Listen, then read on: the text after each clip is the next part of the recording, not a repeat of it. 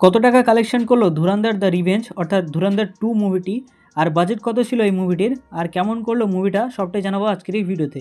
এই মুভিটি 19শে মার্চ 2026-এ মুক্তি পায়। মুভিটির বাজেট ছিল 250 থেকে 300 কোটি টাকা। তবে আমার মনে হয় না এত টাকা লেগেছে মুভিটা বানানোর জন্য। যাই হোক, এবার কথা বলি মুভিটা কালেকশন নিয়ে। এই মুভিটি প্রথম দিনে 102 কোটি টাকা কালেকশন করে, দ্বিতীয় দিনে 80 কোটি টাকা আয় করে। তবে তৃতীয় দিন অর্থাৎ ঈদের মরশুমে আয় বেড়ে হয় 113 কোটি টাকা। চতুর্থ দিনে আয় করে 114 কোটি টাকা। এইভাবে 5 দিনে মুভিটি মোট 519 কোটি টাকা কালেকশন করে। এখন থেকে হিসাব করলে দেখা যাচ্ছে যে মুভিটা তার বাজেটের দ্বিগুণ অলরেডি কালেকশন করে নিয়েছে। এবার আসি রিভিউ নিয়ে। যদি কথা বলি মুভিটা কেমন হয়েছে, তো মুভি হিসেবে মুভিটা ভালো না, কারণ রাজনৈতিক ফিল্ডকে টার্গেট করে বানানো হয়েছে এবং প্রোপাগান্ডা চালানো হয়েছে এই মুভির মাধ্যমে, যেটা একজন মুভি দর্শক হিসেবে মোটেও ভালো না।